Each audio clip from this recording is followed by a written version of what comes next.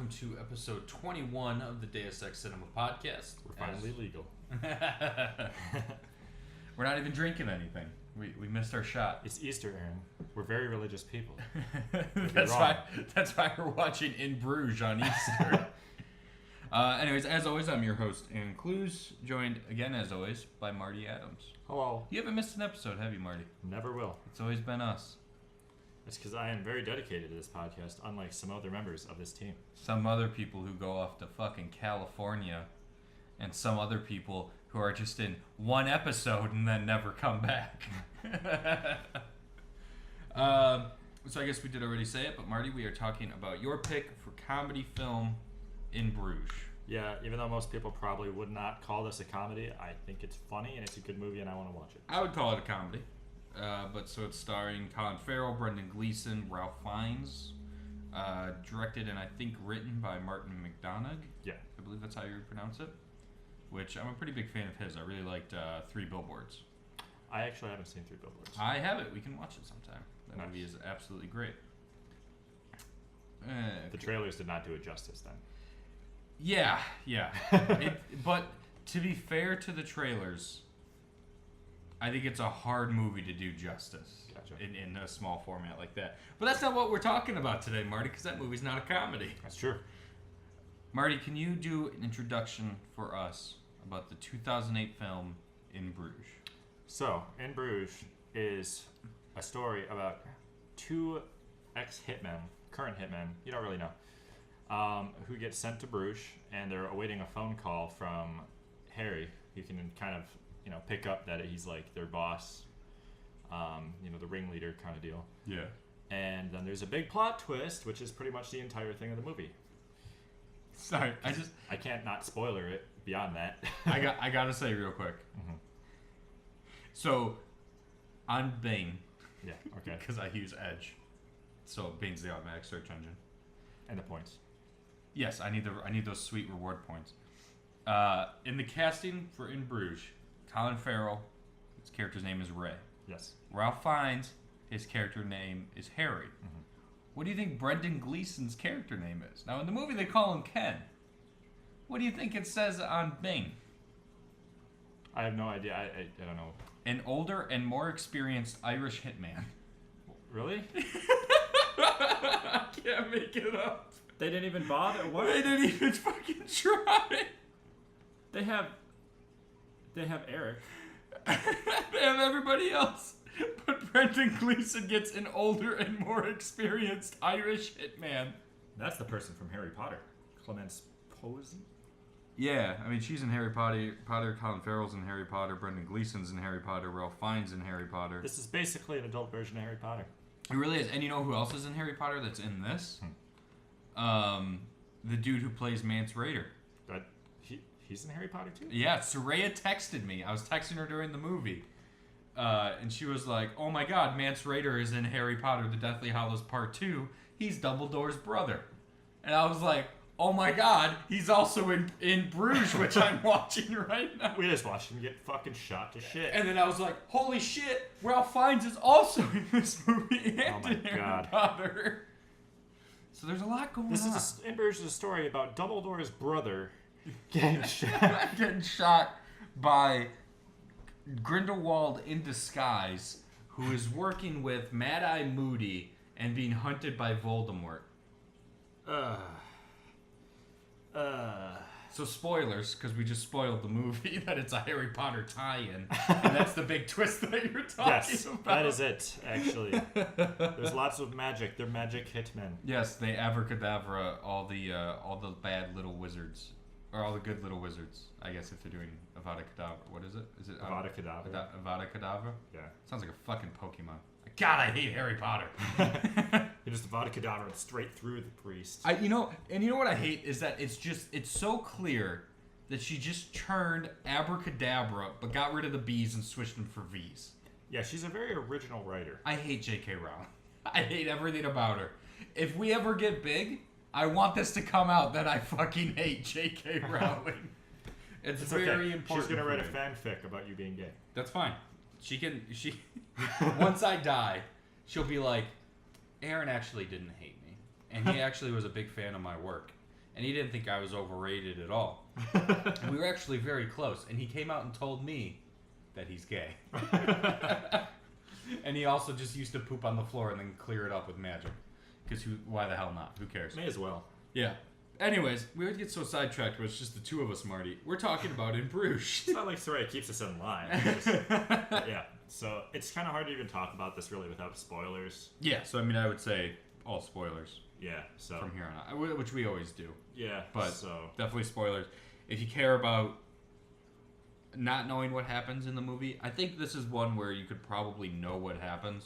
Yeah, but like, and still enjoy it because it's really predictable, I thought. But at the same time, like, part of the big deal is the reveal with Ken, you know, and his realization of what he's actually doing in Bruges. Yeah. You know, so I saw that coming, but other people might not. Yeah. Yeah. So kind of just decide for yourself, but. So. Yeah. Do you want to start off? Yeah. What points sure. do you have? I guess just to move on to what the story's actually about with spoilers is. They go to Bruges, the two of them, and they're waiting around for a phone call from Harry. And so, you know, they're going around sightseeing. You know, Ray, you know, meets this actress and everything, and it's crazy. He shoots a guy in the eye with a blank. It's fun.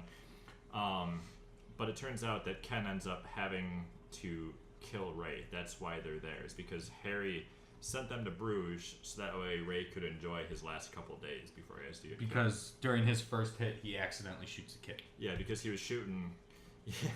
fucking... He was shooting Mance Rayder. Dumbledore's brother. Dumbledore's brother, Mance Rayder.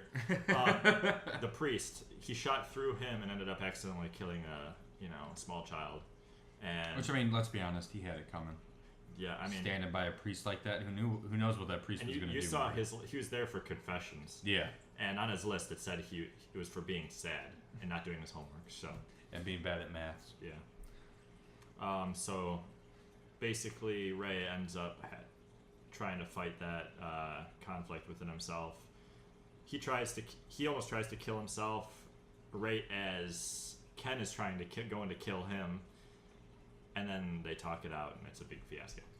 And then Harry comes to kill Ken for not killing Ray. And then Ken sacrifices himself to save Harry.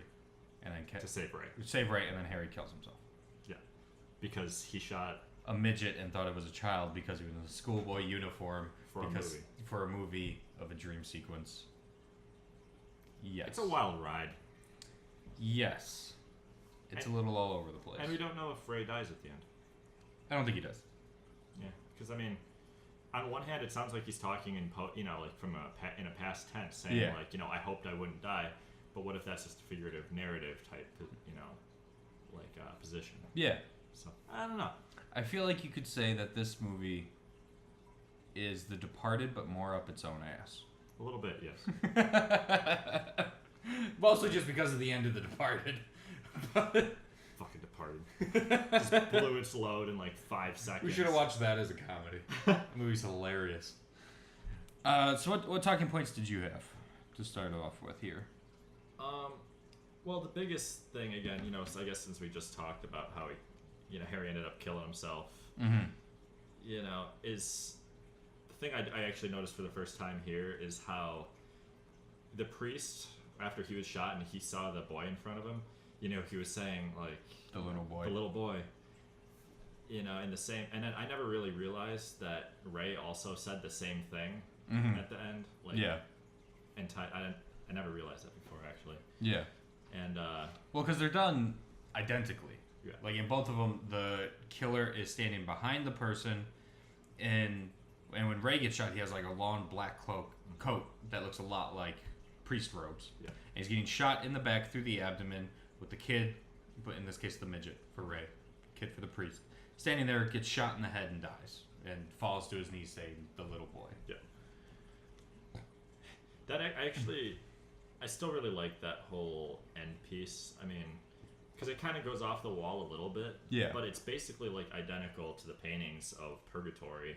Yeah. That they saw in the museum with all like the weird like half animal, half human creatures. Yeah.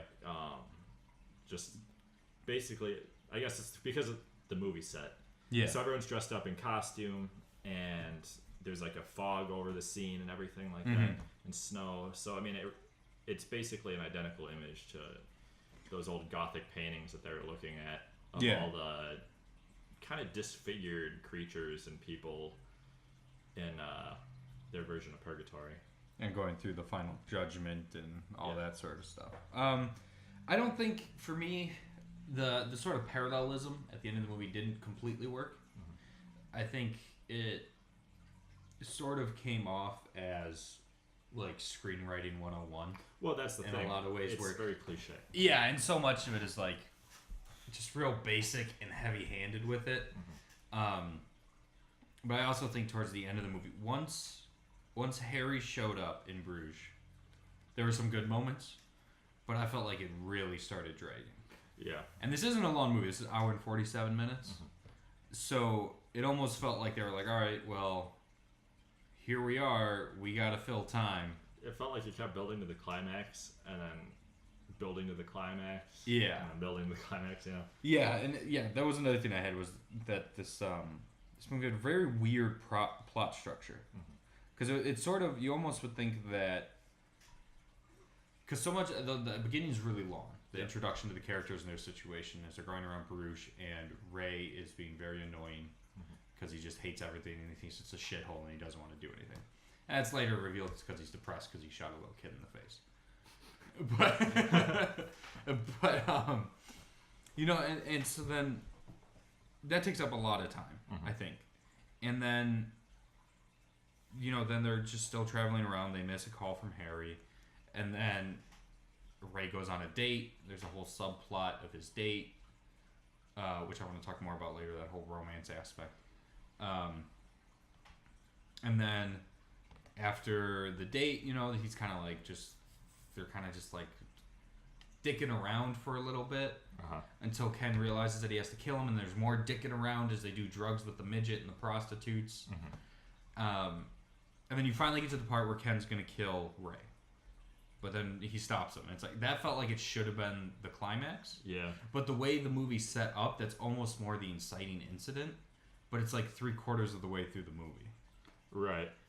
And then you have Harry coming, and then it's like, okay, well, this will wrap up in like a 10-minute action scene. And then it's like 20 minutes long. And it keeps fucking stopping every 3 minutes to have jokes in it, which is fine. And a lot of them are funny. Especially when they're in the hotel with the pregnant woman. Oh, yeah. And they're trying to plan a moment where she won't move because neither one of them want to shoot a pregnant woman.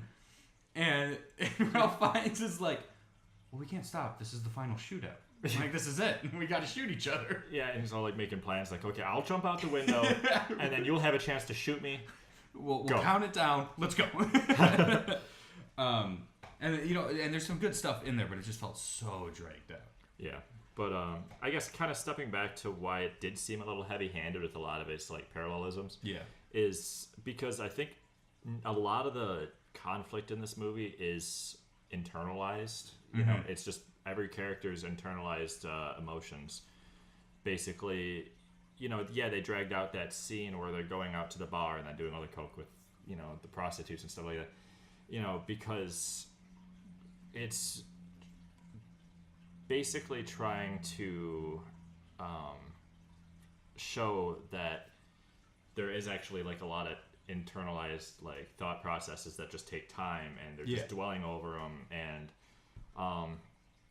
like after, you know, Ray or Ken stops Ray from, you know, killing himself, and they're sitting there talking, and he starts breaking down and everything. You know, you can see him like even shaking.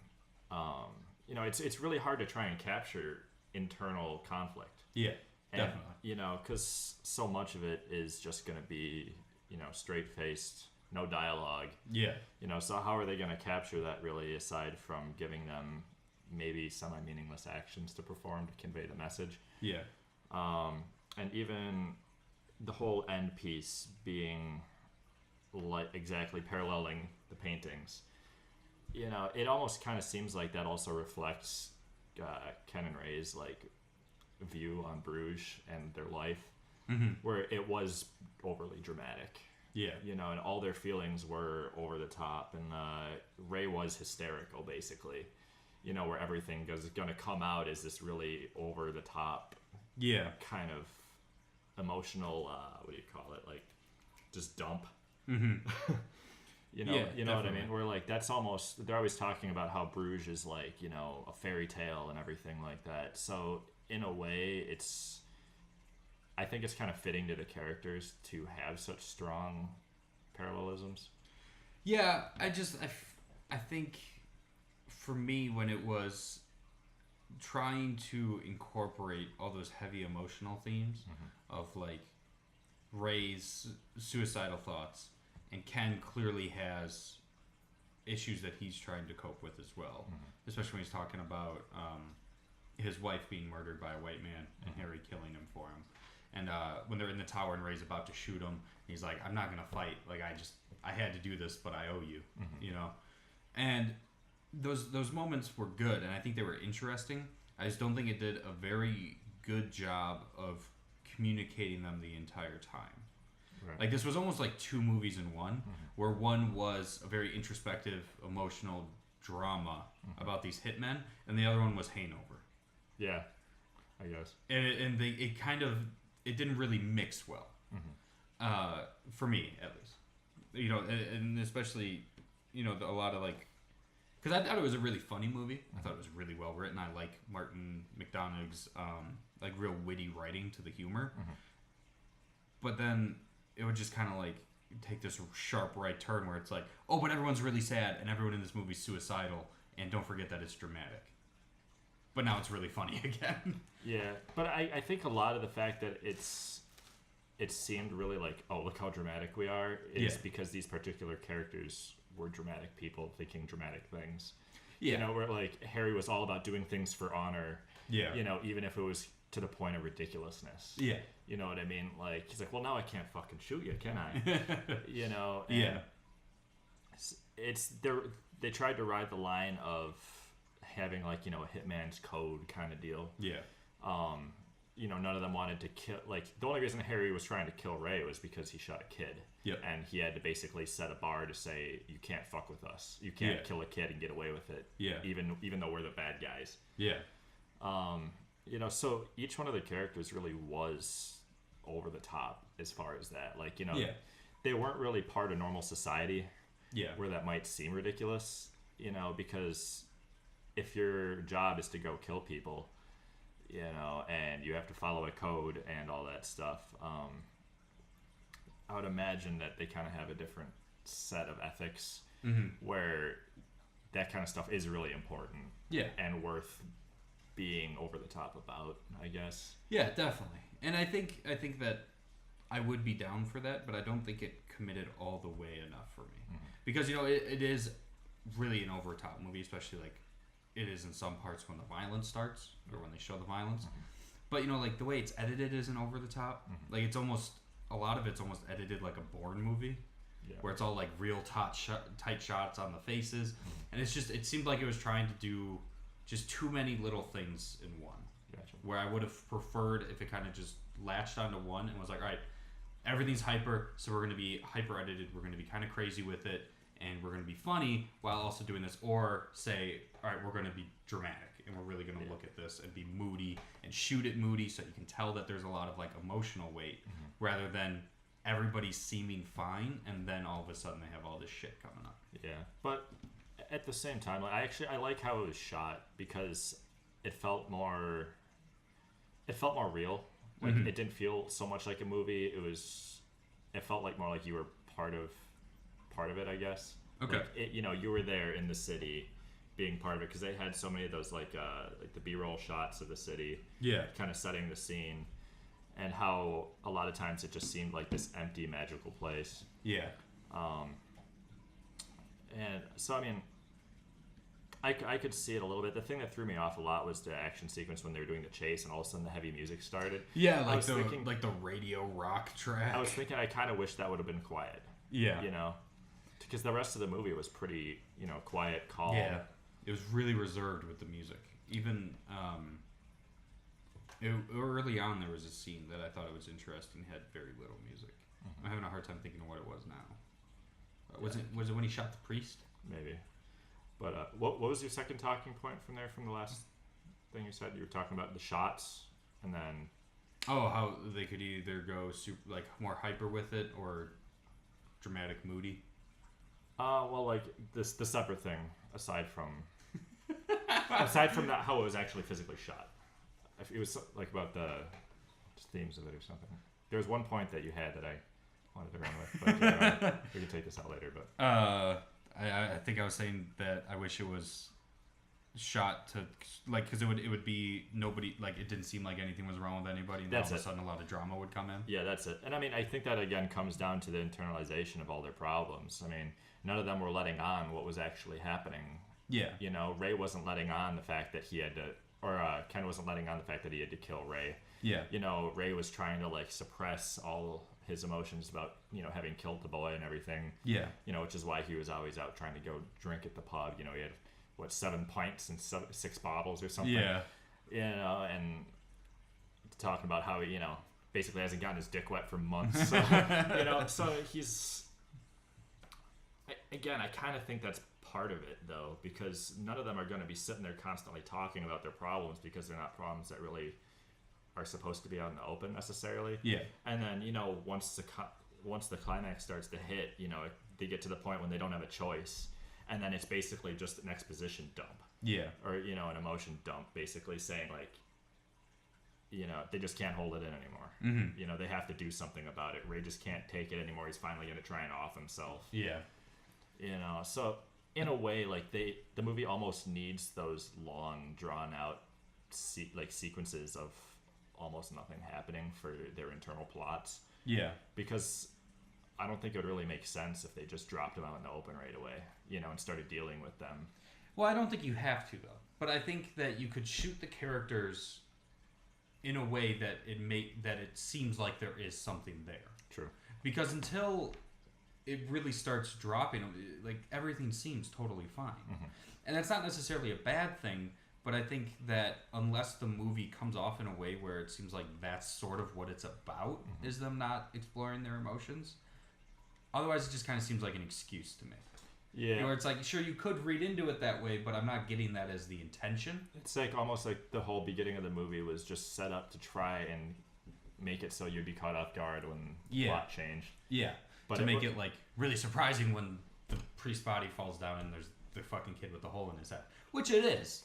Or like when he gets the phone call from Harry about having to kill Ray. Yeah. You know, I think that was supposed to be a little bit stronger, which was a strong scene in and of itself. Yeah. You know, I like the fact that you don't even see Harry until he actually like, you know, is on the other end of the phone. Just freaks out and starts breaking the shit out of it. You're an inanimate object. You're an inanimate fucking object. I'm gonna use that on Sureyya when she comes home.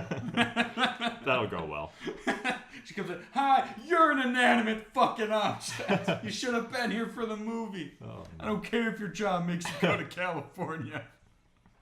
The podcast is your job that we make no money off. Support us on Patreon. But yeah, I do feel like they could have done a better job trying to do it. Because like, if they're going to spend the whole first part of the movie making it seem like everything's fine, yeah, you know, really make it seem like everything's fine. Yeah. Because it's either commit, I think, to being like, okay, everyone has some weird baggage that they're not letting on yet. Yeah. Or don't give us any hints into anything. Yeah. And that is sort of one thing that I wanted to talk about too, was what I was struggling to figure out what this movie's about. Mm-hmm. And I think that this is, you know, an easy movie where you could say, well, it's not about anything. You're just supposed to enjoy it. But fuck that.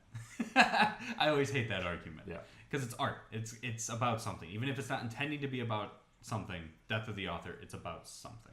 Right. It means something to somebody who made it. Yeah. And I was having a bit of a difficult time really pinning it down. Mm-hmm. I was wondering if maybe you had sort of an angle that had kind of struck with you. I know we were kind of talking about them not bringing up their emotions, but I don't think that really stands at all because like that's not a message. Yeah, and it's not like there's some reveal of like, oh, once I just open up, everything's fine. No, because everything wasn't fine. They all got shot. Everyone fucking dies.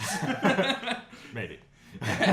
Yeah, and everyone dies from the dude who does know everything, Harry. So yeah. that can't really be. And I couldn't find anything to really latch onto as the heart of the movie. That is a tough one. And I think the reason why I am kind of attached to the movie and why I do enjoy it so much is because I'm really, really into, I guess, any form of art, you know, in this case, like, you know, film that is basically a snapshot into someone's life.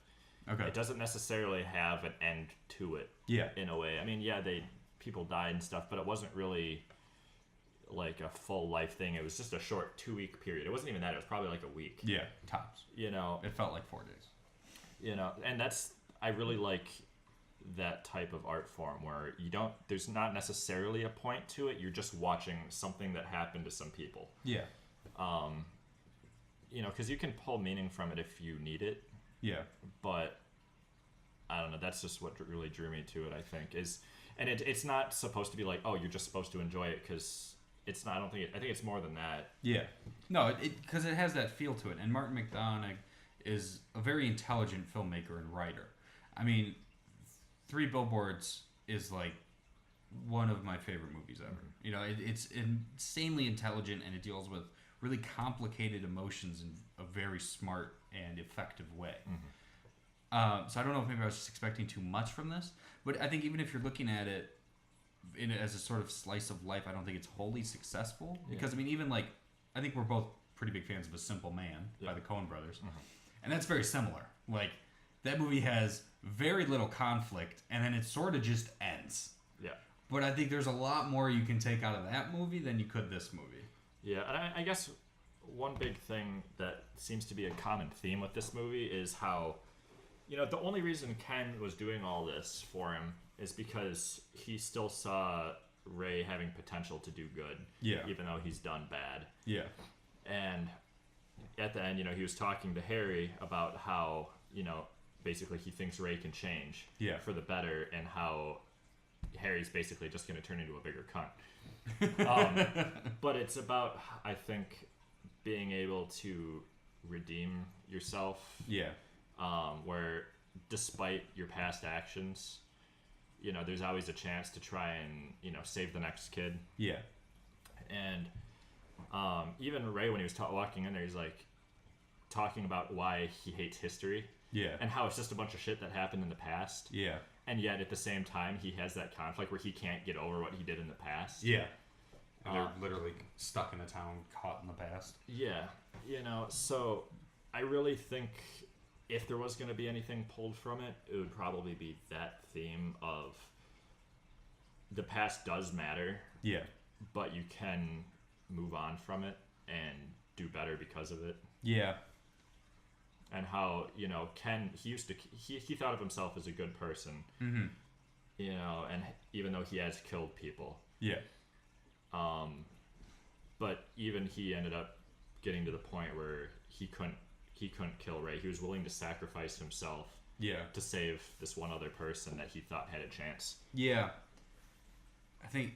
I feel like I'm coming off way more negative than I want to, because I did like this movie. But I mean, well, we always say this: negative talking points are easier to discuss. Yeah, and it's just I'm frustrated with it because I feel like it was almost a great movie instead of just a good movie. Yeah. And I don't think that completely stands up the whole idea of it, you know, being about how you can be a better person, because I don't see anything in Ray that says he could be anything better. I think it's the fact that he tears himself up so much over it. You know, he like has genuine regret for it. You know, he was in a confessional booth. Yeah.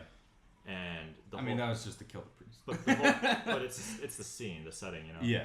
The whole point of being, you know, going to confession, technically, if you want to, you know, look at the religious side of it, is to try and admit your faults and your mistakes and your sins, and, you know, be like, basically learn from it, do better from there. But he never does. Well, that's kind of the thing, though, you know. But fucking goddamn it, I lost it again. It was another thing too is like the paintings. They were talking about the final judgment and, you know, purgatory and everything, about how it's the people that aren't super evil, but they haven't really done a lot of good either. Yeah. And I really think a lot of the characters in this movie fall in that area, that gray area where maybe they didn't get redeemed. Yeah. But they weren't wholly evil. None of them were evil people that wanted to really go out and do a lot of bad. Yeah. You know, even Harry, you know, he was still like, the whole reason he was doing all that was because, you know, Ray accidentally killed a kid. Yeah. But they're doing evil things to try and, you know. Yeah, no, I could definitely see that. So I think maybe it's not saying something, but it is trying to draw parallels. Yeah. With its characters. Yeah. It's definitely fine if it's just sort of exploring that too. Mm-hmm. And at the end, I mean, again, we don't know if, you know, Ray dies or not. You don't really know what his final judgment is. Yeah. You know, was he deemed good because of his, you know, regret? Mm-hmm. Or did he end up, you know, basically losing his life and everything? Yeah. So I guess there's two other gripes I have, if we want to get those out of the way real quick. Yeah. Which again, I did really enjoy the movie. It's very funny. It's very enjoyable. It's smart. It's well made. Mm-hmm. You know, most of my issue is just writing stuff, I think. So one thing I really didn't like was Ken's suicide. Mm-hmm. I got, you know, I felt it was sort of foreshadowed a little bit, you know, in some of their conversations about suicide when they were sort of waxing philosophically about being hitmen and how that wears on the conscience and the morality of it. Mm-hmm. But it just felt so cheap to me. You know, like Harry running down the stairs and then him being like, well, I can't shoot him because it's too foggy, so I'm just going to jump off the tower, somehow still be enough alive. He landed on his legs. I mean, he jumped straight down. But still be alive enough and conscious enough to tell him that Harry's there and to grab the gun. It just felt so cheap to me. It felt like they were like, well, he's just kind of got to die. Especially Harry shooting him in the neck and then just leaving and not just shooting him again to make sure he was dead. Well, I didn't think he had a reason to make sure he was dead. You know, I don't think he expected him to fucking jump off the building. Yeah, but just the way Harry's sort of portrayed, I think it would make more sense for that character to make sure he's dead. Yeah, I mean, I'm pulling this bullshit out of nowhere, but, you know, maybe it was the fact that Harry still didn't want to kill Ken. You know what I mean? Like, there's a part of him that just didn't want to kill him because, you know, that was his human side, I guess. Yeah. That kind of feels like an excuse again. It is to me. But you know what I mean. Because once the dude with that got shot in the face with the blank, Eric or whatever his name was, is like, hey, Ray's outside. He instantly just went to fucking shoot him in the head and kill him. Well, I think it was because he lied to him, you know, and then eventually it was probably like taking a shit ton of time and then realized that Ray could be getting away or something. That's an excuse, Marty. Well, it is. But I mean, everything's an excuse when you're trying to interpret what someone's, you know, message is. You're not wrong. Yeah, I don't know. I did like, though, when he lands on the ground and Ray's asking him that question. He's like, I think I'll die now. And then he just fucking dies. Yeah. I found that line hilarious. I do kind of wish that would have been handled differently. Because, I mean, Ken was shot in the neck and bleeding super fucking heavily. After also being shot in the leg. Yeah, like, I kind of wish he would have just been up in the tower, you know? Yeah. Like, come up with some other way. Yeah. You know, like, have it so there was maybe some conversation about him not shooting Ray in the middle of the crowd. Because he was just talking about not killing Ken in the middle of the crowd. Yeah. Or even, you know, because he throws the coins before he kills himself. And then Ray looks at the coins. Mm-hmm. So, I mean, you could have just done, he looks at the coins, sees Harry coming. Yeah. Runs. You know? Or I feel like there's so many ways in a serious way that you could do that. Or if they had sort of played the suicide as more funny. And like more absurd, almost like the other guys. Yeah, they're like aim for the bushes, and there's just no fucking bushes anywhere near the building. Maybe not, you know, like that ridiculous and stupid, but I feel like if they had taken it again, one way or the other, it would have worked a little bit better instead of doing this weird thing that doesn't really seem to fit within the logic of the movie. Yeah, I think they were looking for a dramatic, just more another dramatic scene. Yeah. That's supposed to hit the audience. Yeah. It's a lot more impactful to see that, and I guess they wanted to maybe give Ray and Ken their final moment. You know? Yeah. Because otherwise, Ray wouldn't have known that Ken was, you know, dead. Yeah, but so I think they were just trying to find a way to like wrap up that emotional plot, maybe give a little bit of extra something to Ray. Yeah. You know. But I mean, they also could have had it because they have when Ray is talking to the the woman whose name I cannot remember for the life of me. Chloe. When he's talking to Chloe Grace Moretz, who's not in this movie.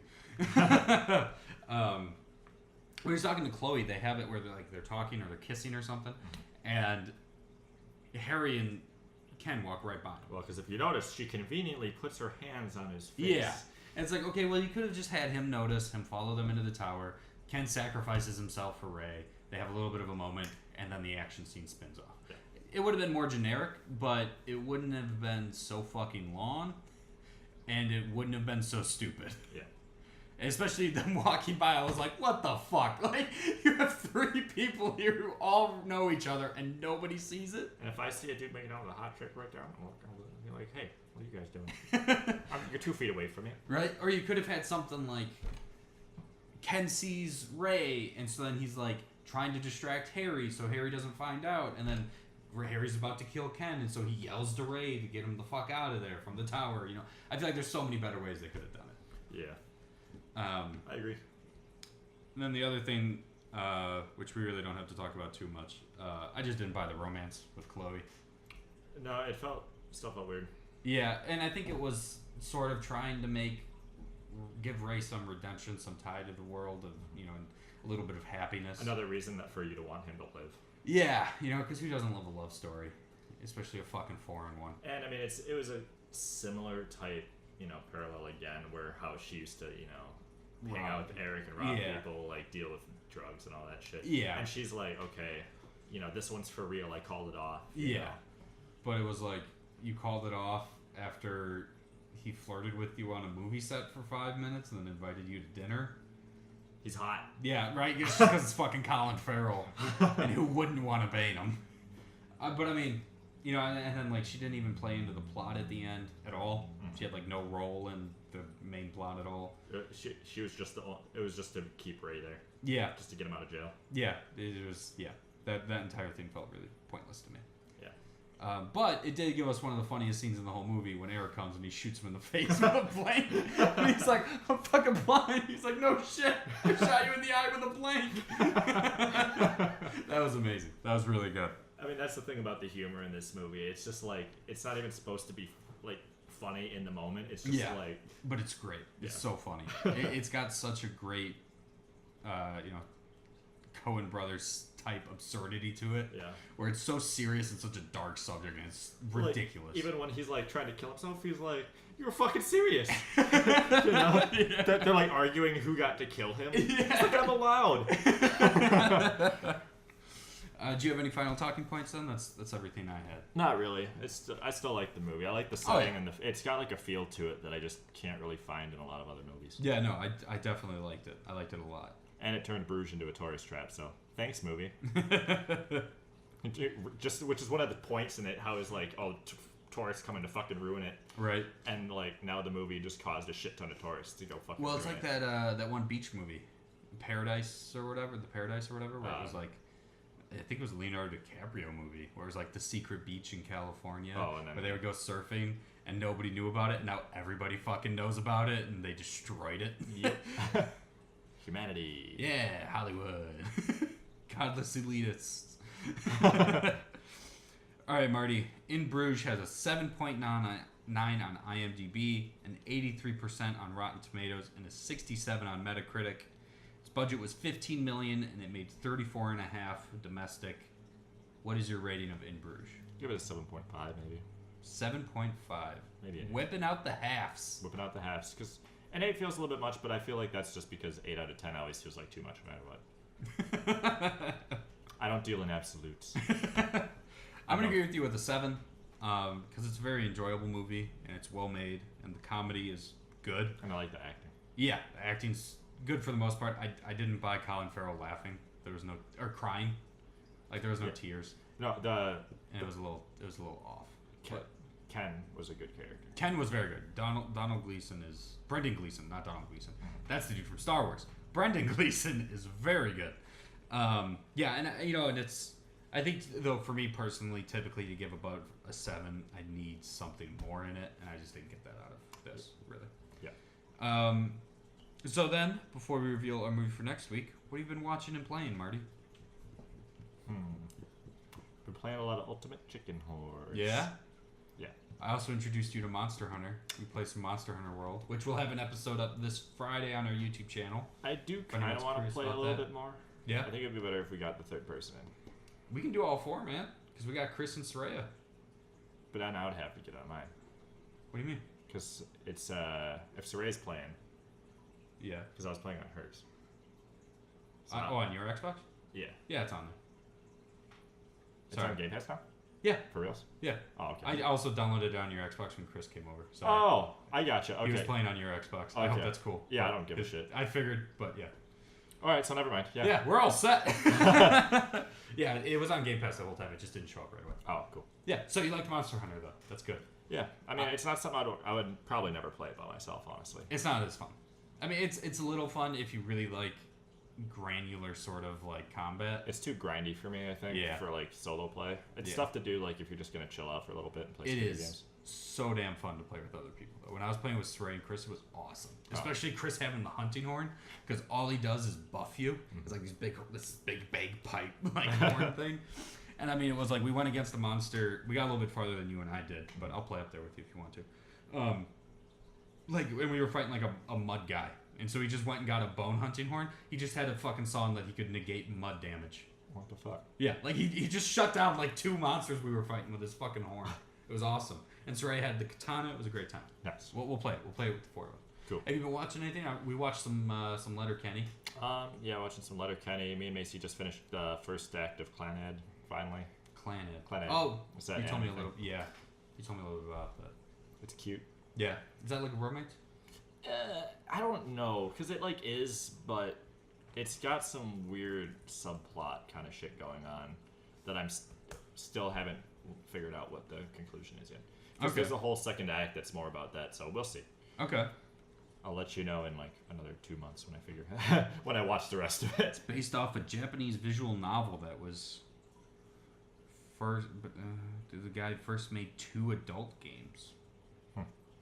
Huh. Yeah, I don't know. It's it's a pretty big name one. Yeah, But, it looks pretty big from my Bing search.